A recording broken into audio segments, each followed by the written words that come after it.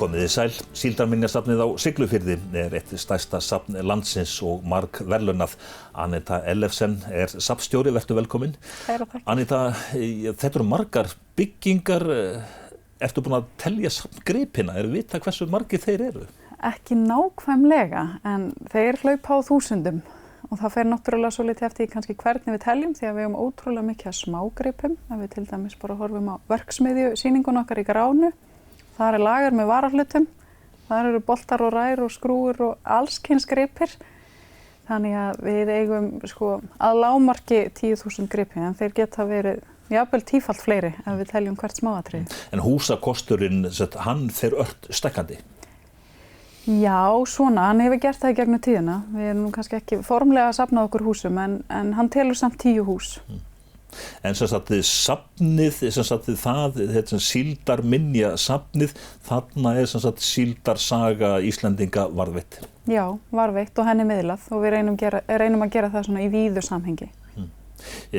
Síldin hún hvarf á 7. áratugnum, 1965 eða 6 eða eitthvað svoleiðis ekki? 68 svona formlega síðasta síldarsumarið á Siglufirði. En þessi síldarbæir eins og Siglufjörður að eftir stóðu þessi mannvirki, grotnuðu niður á margan hátt. Þetta var bara heppni, ef það ekki að jarðýtur voru ekki bara settar yfir þetta allt saman. Jú, í rauninni, en það var þannig náttúrulega með margt, með mörg hús, það ótrúlega margt horfið frá þessum árum. Róaldsbrakkin til dæmis, það ekki margar söltunarstöðvar eftir, það ekki víða að finna vistarveru síldarstúlna á Siglufirði. Þannig að það í rauninni algjör heppni að hann standi ennþá að hafi verið endurbyggður. En svo var nú oft grínast með það að slökkviliðið á Siglufirði hefði verið ansi vel þjálfað á árunum eftir hrun síldarinnar og svona fram til 1990, því að hús voru brennd og þá fékk slökkviliðið að æfa sig. Það var ekki tilgangur fyrir húsin enn á þeim tíma, en það eru mörg hús sem við sjáum eftir í dag. Og svo náttúrulega bátarnir á brennuna á gamlárskvöld? Já, bátar á áramótabrennur og hlutum náttúrulega bara hent líka. Hversu margar söltunarstöðvar voru á Siglufirði þegar mest var? Okkur telst til að mest hafi þær verið 23 samtímis. En ef við teljum allar söltunarstöðvar á þessum 7 áratugum, þá eru það yfir 100, líklega 120 söltunarstöðvar sem voru starfræktar á Siglufirði. Þetta safnið allt saman þegar farið var af stað með þetta var ákveðin frumkvöðla starfsemi væntanlega. Hvað sögðu íbúarnir, var þetta ekki hálfgerð vitleysa? Jú, eflaust hafa margir verið á þeirri skoðun. Og þetta var að vissu leyti kannski svolítið löng fæðing. Strax árið 1957 eða 8 ef ég man rétt, þá var farið að tala það í bæjarstjórn, að huga að sögu staðarins og að fara að safna gripum og öðru slíku til byggðasafns. Og svo árið 1977, þá var fenginn þjóðfræðingur sem hét Frosti Jóhannsson til þess að skipuleggja þetta starf. En svo eftir að hans störfum lokið þá gerist í raun ekkert fyrir en að sjálfboðaliðar sem að stofnuðu félag áhugamanna minjasafna árið 1989, taka málin í sínar hendur. Og það í rauninni bara fyrir þeirra tilstilli og þeirra velvilja gagnvart staðnum og sögunni að safnið eins og það í dag. Það stundum sagt að hugtaki strandmenning sé ekki til í orðabókum, en Síldarminjasafnið og mörg önnur uppbygging á Siglufirði, þetta strandmenning. Já. Við getum kannski sagt að mannlífið almennt á Siglufirði sé að hluta til strandmenning. Við höfum alltaf verið mjög háð sjónum, háð því sem að við fáum úr sjónum og vinnum úr sjónum og byggt svolítið okkar lifibrauð á því á nálæðinu við hafið. Hvað þýddi síldin fyrir íslenskt þjóðarbú og efnahagslíf þegar best var? Hún var auðvitað rosalega dýrmætt. Á bestu árunum voru síldarafurðir, þá námu þær 44% af útflutningstekjum þjóðarinnar, hvorki meira en minna. Siglufjörður núna, bara íbúafjöldinn, hann náttúrulega fór upp úr öllu valdi? Já, hann fór nú mest í rúmlega 3100. En á þeim tíma þótti það auðvitað mjög mikið. Þá voru Íslendingar ekki eins margir og þeir í dag. Þá var Siglufjörður 50 stærsti kaupstaður landsins. En svo hefur svona aðeins farið hnignandi eftir hvarf síldarinnar, en ég held við stöndum í 1200–1300 manns í dag. En söfnun gripanna og alls þess sem að sjá þarna í síldarminjasafninu, má kannski segja að það hafi ekki mátt tæpara standa að bara bjarga öllum þessum verðmætum? Já, það má alveg segja það. Því að sem dæmi hægt að nefna það að þegar að bátahúsið kom til og þegar var farið að skipuleggja byggingu þess, þá var farið að leita að bátum sem að hentuðu sýningunni og það reyndist þrautinni þyngra að finna báta sem bæði hentuðu sýningunni og voru ekki orðnir í það slæmu ásigkomulagi að þeim í raun var ekki bjargandi. Þannig að það var ekki þannig að við getum gengið á milli og valið úr úrvali báta.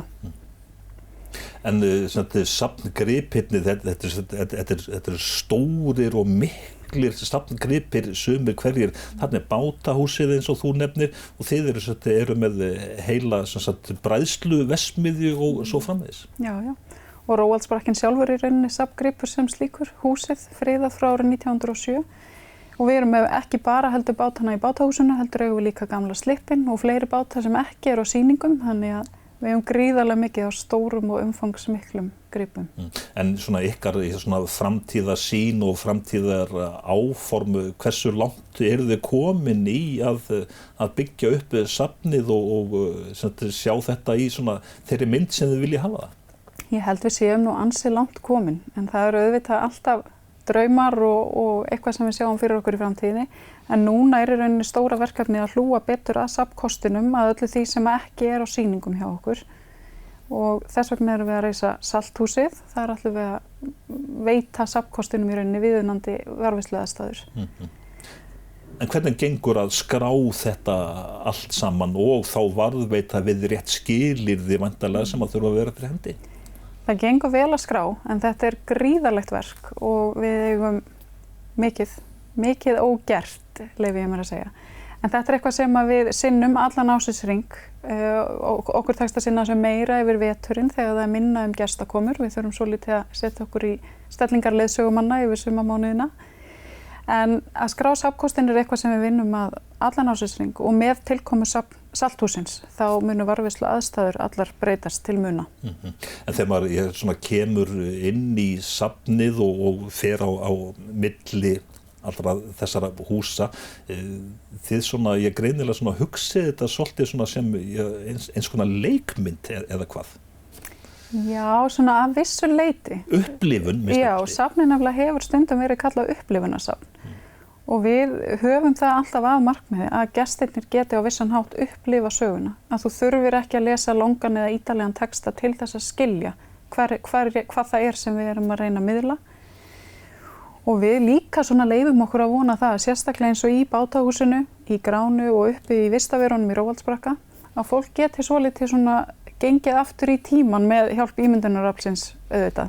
En að fólk geti ímyndað sér hvernig það var að ganga höfnina á Siglufirði árið 1950. Eða hvernig það var að vera síldarstúlka í Brakka. Hvað segja gestir? Gestir eru almennt mjög ánægðir og við finnum það sérstaklega gagnvart erlendu gestunum að okkur virðist yfirleitt takast að fara langt fram á væntingum því að þeim finnst Síldarminjasafnið eða Herring Museum ekki kannski hljóma neitt rosalega spennandi og þeir gera sér ekki mikla væntingar. En við fáum mikið hrós og mikið hól. Er það þó jafnvel mismunandi hvort það kemur inn Svíi eða Kínverji? Já, það má nú kannski segja það. Við auðvitað fáum gestir frá mjög fjarlægum slóðum sem að vita ekki einu sinni hvað síld í sjálfu sér og koma og bara átta sig ekki einu sinni á því að það sé fiskur þegar þeir komin á safnið. Þannig að það alls bakgrunnur auðvitað þeirra sem að koma og þekking ólík. En þegar maður kemur þarna inn það margt sem að maður greinilega skynjar að þið hafið hugsað út í eins og til dæmis bara lyktin eða lýsing, hljóð. Já, það er allt úthugsað. Í bátahúsinu til dæmis tjörgum við bryggjur reglulega til þess að fá réttarlykt í húsið. Í Gránu erum við með mjölpoka og til þess að fá réttarlykt þar líka. Við erum með hljóð í sýningunum þar að auki. Þannig að við reynum að spila á öll skynfærin, á sjónina, lyktina og heyrnina. Svo saltað reglulega væntanlega? Já, svo saltað mjög reglulega á planinu við Róvaldsbrakka. Það eru 70 sýningar bókaðar þetta sumarið. Og heimamenn, þeir dansa svona með væntanlega? Já, já.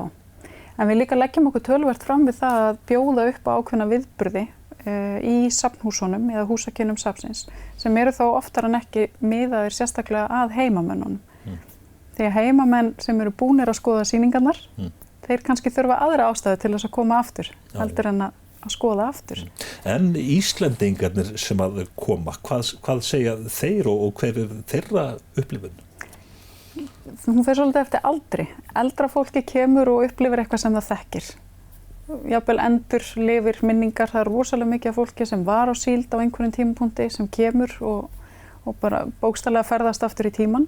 En svo er líka yngra fólki og fjölskyldufólki. Og ég held að svona mín tilfinning er svo að safnið kemur skemmtilega og óvart því að börn virðast vera mjög hamingjusöm með það að heimsækja síldarminjasafnið. Því að í bátahúsinu til dæmis er hægt að fara borð í tí, er hægt að fara upp í stýrishús og pröfa að stýra bátnum eða klifra niður í lúkar og sjá hvernig aðbúnaður sjómannanna var. Og þetta er ótrúlega vinsælt, sko, bæði meðal fullorðinna og barna. En hvernig var aðbúnaður fólks á síldarárunum, svona almennt? Svona, ef við miðum við það sem við höfum í dag, þá var hann auðvitað ekki upp á marga fiska. En fólk sem var á síld, við höfum töluvert gert að því að taka viðtöl til dæmis og hérna bæði við sjómenn og verksmiðju, karla og síldarstúlkur og svo framvegis. Fólki svona yfirleitt segir það að aðbúnaðurinn hafi alveg verið ágætur miðað við það sem viðgekkst á þeim tíma en hefði ekki þótt upp á marga fiska í dag. Það er svona, þegar maður heyrir svona gömul dægulög til dæmis, þá er svona einhver svona rómantík í kringum þetta. En var þetta mikil rómantík, var þetta ekki bara erfiði? Ég held þetta hafi svolítið verið beggja blands. Það sko, nú hef ég á síðustu vikum talað við nær 70 manns sem hafa unnu í síldinni. Við höfum verið að skrá heimildir og minningar fólks. Og það er einhver glampi í augum allra. Og allir minnast landlegu kvölda og þau minnast þess þegar að það voru böll 7 daga vikunnar og það var hægt að fara í bíó. Ísfirðingar minnast þess með mikilli gleði að hafa smakkað rjómaís með súkkulaðidífu í fyrsta skiptið á ævinni á Siglufirði og síldarstúlkurnar margar sko að tala um sjómennina og sjarmann sem fylgdi þeim. Það tíðkaðist víst fyrir austan að einhverjir stæðu í terlingbuxum þegar þeir voru að landa upp úr bátunum. Þannig að það er alltaf einhver rómantík sem fylgir í það minnsta minningum fólks. Þeir sem fóru til Siglufjarðar og voru að vinna í síldin, þetta var fyrst og fremst mikil vinna. Já, þetta var rosaleg vinna. Fólk vann sólarhringunum saman. En voru þetta uppgrip? Já, þetta voru uppgrip á góðum sumrum en það var náttúrulega ekki hægt að treysta á það fyrirfram. Fólk gat höfðu þetta lent í lélegu síldarsumri eða hreinlega bara í aflabresti. Og þá voru engin uppgrip. Fólk gat farið snautt heim og það kom í sumarbyrjun. Og jafnvel dæmi að fólk hafi komið og beðið vikum saman og aldrei komið síld og fólk fór heim án þess að pröfa að salta síld. Og þá var náttúrulega engin trygging og svo framvegis. Það voru nú svona lengst af einhverja lágmarkstryggingar en þær voru auðvitað algjört lágmark. Ég veit að til dæmis árið 1935 þurfti Íslenska ríkið að borga skipsfar fyrir nær 1100 síldarstúlkur frá Siglufirði og aftur heim. Þá hafði engin afli verið allt sumarið og þær hafðu ekki efni á því að komast aftur tilbaka. En hvernig svona, er það huga að svona öðrum þáttum, til dæmis tónlist, myndlist og annað því frá þessum árum? Já, við gerum það. Tónlist, myndlist, kvikmyndum, ljósmyndum. Við eigum svolítið listaverkasafn og í öllum tilfellum er það einhvern veginn tengt ýmist sko Siglufirði eða síldinni. Tónlistin er auðvitað mikilvæg líka. Við þekkjum þessa síldartónlist eða sjómannatónlist. Við eigum gríðarlega stórt ljósmyndasafn og langstærstur hluti er frá síldarárunum. Við eigum líklega hátt í 200.000 ljósmyndir sem við varðveitum. Og svo eru þetta kvikmyndirna líka sem að skipta miklu máli. Þær eru afskaplega dýrmætar, þessar gömlu kvikmyndir og við miðlum þeim líka á safninu í sýningunum. En hvað með ég til dæmis bara að varðveita hugtök, málið, ég sé inn á ykkar heimasíðu að þar þið eru að huga þessum þætti? Já, það hefur verið lögð mikil vinna í svokallaða orðalista sem eru tengdir, þeir eru í rauninni 3. Það er veiðar og sjómennskan og svo það bræðslan og söltunin og þetta eitthvað sem í stöðugri þróun og stöðugri vinnslu. Við erum alltaf að uppgötva ný orð og það líka þannig að það sem var eitthvað kallað á Siglufirði, það hét öðru nafni á Raufarhöfn eða annar staðar. Þannig að við erum alltaf að læra ný hugtök og þá passum við okkur á því að bæta því í orðalistana. Hvað botnmerki? Botnamerki var notað til þess að merkja botnin á síldartunnunni áður en að hún var flutt út. Þannig að hægt væri að rekja það hvaðan síldin kom, hvaða dag hún var söltuð og svo framvegis. En díxilmaður? Díxilmaður sá sem að sló tunnurnar til, eins og maður segir. Díxilmaður notaðist við bæði díxil og drífolt til þess að opna og loka síldartunnunum, slá til gerðirnar og setja í botna. En stúari? Stúari var sá sem þetta orðið eins og munnlegt próf. Stúari sá það útskipun og að hlaða í skipin. Ýmist tunnum eða mjölpokum eða því sem flutt var út. Já. En sem sagt, ég safnið það svona, eins og segið, það stækkar svona nokkuð, hefur stækkað. Hvernig svona bókhaldi, debet og kredit, þið á fjárlögum ríkisins eða hversu stór hluti aðgangseyrir og hversu margir koma til ykkar á hverju ári? Já, bókhaldið, debet og kredit yfirleitt á núlli. Það er bara markmiðið að ná að vera, allavega réttum megin á núlli. Við erum ekki á fjárlögum en við gerum samninga við menntamálaráðuneytið. Það hefur verið ýmist í 2 eða 3 ára í senn og þá höfum við ákveðnum skyldum að gegna gagnvart ráðuneytinu en fáum fjármagn á móti og það hefur verið eins gagnvart sveitarfélaginu. En tekjur af rekstrinum eru okkar stærsti þáttur í innkomu. Það líklega svona 60% af okkar rekstrafé kemur frá aðgangseyri og annarri þjónustu sem við veitum gestum. Ég svona giska á, þó ég hef ekki hugmynd það, en ég giska á að þetta sé nokkuð hátt hlutfall miðað við mörg önnur söfn. Já, ég held það. Það náttúrulega misjafnt, sum söfn jafnvel taka ekki aðgangseyri, þannig að þar hann bara ekki til í bókhaldinu, þannig að það auðvitað allur gangur á. En ég held það að þetta sé svona allavega yfir meðallagi. Siglufjörður svona landfræðilega nokkuð einangraður. Hvað þýddi það fyrir Síldarminjasafnið að fá svona nýjustu göngin minnstakosti sem sagt Héðinsfjarðargöngin? Það skiptir auðvitað mjög miklu máli. Áður var Siglufjörður svona ákveðin endastöð. Þú þurftir að ákveða það að fara til Siglufjarðar og svo að keyra sömu leið tilbaka. Og það virðist oft ekki vera ákjósanlegt hjá ferðamönnum að velja slíkar leiðir. Þeir vilja halda áfram alltaf. Þannig að við finnum það að breytingin hefur verið mjög mikil. Árin fyrir göng vorum við að fá svona bilinu 8 til 12.000 gesti árlega. En strax árið eftir að göngin opnuðu þá skutust við upp í 20.000 gesti og vorum í tæplega 28.000 á síðasta ári. Þannig að þetta hjálpar vissulega. Það meiri umferð. Ferðamönnum hefur fjölgað mjög mikið á Siglufirði á undanförnum árum sem þá í göngunum meðal annars að þakka. Já, meðal annars. Það hefur, eins og ég segi, það hjálpar mjög til að vera orðin hluti af einhverjum hring og það er svo mikill munur líka í þessum skipulögðu ferðum að fá rúturnar í gegn, að gestir gista á Siglufirði. Þar hefur líka gistimöguleikum fjölgað mjög og gestir stoppa lengur á staðnum. En ég giska á að Síldarminjasafnið það sé svolítið eins og sagt í ferðamannabrassanum svolítið öflugur segull. Já, það það. Safnið náttúrulega eins og þú nefndir áðan, meðal stærstu safna á landinu. Verðlaunin hafa vissulega hjálpað til að fá bæði íslensku safnverðlaunin og svo evrópsku safnverðlaunin árið 2004. Svo fengum við umhverfisverðlaun ferðamálastofu fyrir rúmu ári síðan og það hleðst aðeins á hilluna. En svo bara þetta góða orðspor. Mér finnst almennt að við fáum góðar umsagnir, gestir fara ánægðir frá okkur. Hversu lengi eru gestir á safninu sýnist eða hafið þið mælt það eitthvað? Þetta tekur heillangan tíma að skoða allt safnið ef maður ætlar sér það. Það gerir það og auðvitað mjög misjafnt hvað fólk stoppar lengi en ég myndi segja meðaltali 1,5 klukkustund. Það líklega svona meðaltíminn. Það alltaf munur á þeim sem sko lesa textana í sýningunum og þeim sem ekki lesa.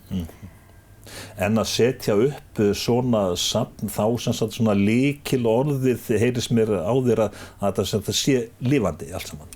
Já, það hefur verið það hjá okkur, að þetta sé lifandi og að sko sýningin tali við gestina í rauninni. Og það hefur reynst okkur mjög vel að fara þá leið. En það stundum kannski þannig að fólk sem sagt í Íslendinga minnstakosti koma til ykkar og svo það að koma aftur til 2-3 ár sko til að fara svona nánar onni í þetta alls? Já, við upplifum það mikið að fólk kemur aftur. Og fólk talar það að safnið svo umfangsmikið og það svo margt að sjá í sýningunum að þeim finnst sko ómögulegt að komast yfir allt í einni heimsókn. En svo líka það skemmtilegast að þegar barnafjölskyldurnar koma aftur að því að börnin gera kröfu að koma aftur á Síldarminjasafnið. En hvað með til dæmis eins og ljósmyndasafnið, þetta risastóra ljósmyndasafnið sem þú myndist á, ekki töluvert það að fólk að koma og leita sjálfu sér eða pappa og mömmu eða af og ömmu? Jú, það allur gangur á því. Það mikið leitað til okkar. Ég leyfi mér alveg að fullera það eru nokkrar beiðnir í hverri viku að það er verið að leita ljósmyndum. En hvað með skemmtiferðaskipin, þeim fjölgar á Siglufirði og þeir náttúrulega njótið góðs af því væntanlega? Já, við gerum það. Þeim hefur fjölgað mjög síðastliðin ár. Við erum í rauninni á svona, 5-7 árum skotist úr því að vera með svona 1-2 skip á sumri, það vera með 40. Og það skiptir auðvitað safnið og aðra á staðnum miklu máli að fá aukinn fjölda ferðamanna og gesta á staðinn. En allur þessi fjöldi, hann náttúrulega langmestur svona kúurinn af þessu öllu saman eru júní, júlí, ágúst eða hvað? Já, júní, júlí, ágúst eru svona stærstu mánuðirnir þó að maí og september séu auðvitað farnir að skipta miklu máli líka. En svo svona helsta breytingi kannski svo að það er orðið eitthvað alla hina mánuði ársins. Það er í rauninni engin mánuður sem dettur út og það var þannig áður. Að vetramánuðirnir, það var hending ef að ferðamaður bankaði upp á. En veturinn hann fer meira svona í rannsóknir og annað því líkt. Já, við svona beinum okkar orku og tíma í það á veturna að sinna skráningu, rannsóknum, ljósmyndasafninu, endurbótum og sýningunum og jafnvel samstarfi við erlendu söfn, við hefum líka svolítið gert af því. Sérðu fyrir að þessi þáttur að hann aukist í framtíðinni, alls konar rannsóknir? Já, vissulega. Og hann þarf að gera það, því að við verðum að framfylgja safnalögum og við verðum að sinna innra starfinu og öllu því faglega. En það er líka bara svo mikilvægt að geta gert það, því að það eru alls kyns upplýsingar sem að okkur tekst að grafa upp og fá fram sem að við svo getum miðlað áfram. En erlendu söfn eru í samstarfi við ykkur. Hvers konar upplýsingar eru það sem að þessi erlendu söfn vilja fá? Það hefur verið misjafnt. Við til dæmis vorum í 1 ár í samstarfi við sjóminjasafni í Gdansk og þá snýr það að varðveislu sjóminja. Þar eru þeir okkur langt fremri í öllu faglegu því tengdu. Þar innan hús eru þeir bara með þrívíddarskanna og stóra frystiklefa og röntgengræjur og allt mögulegt. En svo til dæmis höfum við líka núna síðastliðið ár verið að vinna með byggðasafni í Gamvík í Norður-Noregi og þá erum við svolítið að horfa á tengingu staðana. Hvernig Norðmenn í rauninni áttu upphafið á Siglufirði og kenndu okkur Íslendingum þar sem við þurftum að læra í veiðum og vinnslu. Og svo hvernig Íslendingarnir eru núna í Norður-Noregi að taka svo litið yfir smábátaútgerðina og fleyta henni áfram. Betur en Norðmönnum hefur tekist að gera. En er það þannig að erlendu söfni eru að koma til ykkar og læra og skoða og fræðast? Já. Og svo kannski að þið í Síldarminjasafninu farið erlendis í sömu erindagjörðum? Já, við höfum gert það. Við höfum til dæmis tekið þátt í strandmenningarhátíðum víða Skandinavíu af því við ræddum strandmenninguna áðan og þar eru alltaf söfn involveruð og að ferðast Skandinavíu þá er síldin alltaf sameiginlegur þáttur og eitthvað sem að þjóðirnar eiga sameiginlegt. Því að það er líka það skemmtilega við þetta að þetta er ekki bara saga okkar Íslendinga. Þetta var í rauninni, þetta var stærra en það og allar skandinavísku þjóðirnar eiga sína sögu á Siglufirði. Það er bara þannig? Það er bara þannig. Ég var á Siglufirði daginn og þá tók ég eftir að það er bara þónokkuð á dúum þarna. Já. Eru þær hluti af safninu? Það nú strangt til tekið kannski ekki hluti af safninu en við látum þeim eftir svona, hvað ég að segja, 3-4 fermetra. Það sem sagt, þær héldu til þarna í gömlu sjóhúsi sem var rifið þegar vegurinn við Snorragötu var færður fyrir nokkrum árum og þá þótti mönnum ómögulegt að þær yrðu heimilislausar greiðin þannig að þær fengu þarna lítinn skikka á lofti hjá okkur og fá skjól þar. Tekur fólk eftir dúunum? Já, fólk gerir það og bæjarbúar margir sinna þeim mjög vel. Þær fá að borða oft á dag. En svona, Siglufjörður hefur þróast svolítið svona, út í svona að gera út á strandmenninguna og síldarminjasafnið svona kannski þar í fórustunni. Það nú bara einhvern veginn þannig, Anita, að svona hafið það dregur fólk til sín. Það gerir það. Það gerir það. Og kannski gaman líka að segja frá því að fyrir síðustu jól þá gáum út ljósmyndabók þar sem að við svona tókum rauða þráðinn í sögu staðarins frá því fyrir aldamóti 1900 og til dagsins í dag og rauði þráðurinn bara höfnin og hafið. Höfnin hjarta bæjarins á Siglufirði og hefur alltaf verið. Þegar þú horfir til framtíða svona, hvernig viltu sjá safnið þróast? Þú segir að það verði svona bráðum settur punkturinn svona á minnstakosti að byggja? Já, það náttúrulega ekki endalaust hægt að byggja og sanga sér húsum en það nú samt mín kenning að safn kannski aldrei tilbúið í orðsins fyllstu merkingu. Það þarf alltaf að endur hugsa sýningar, bæta einhverju við, breyta, gera betur.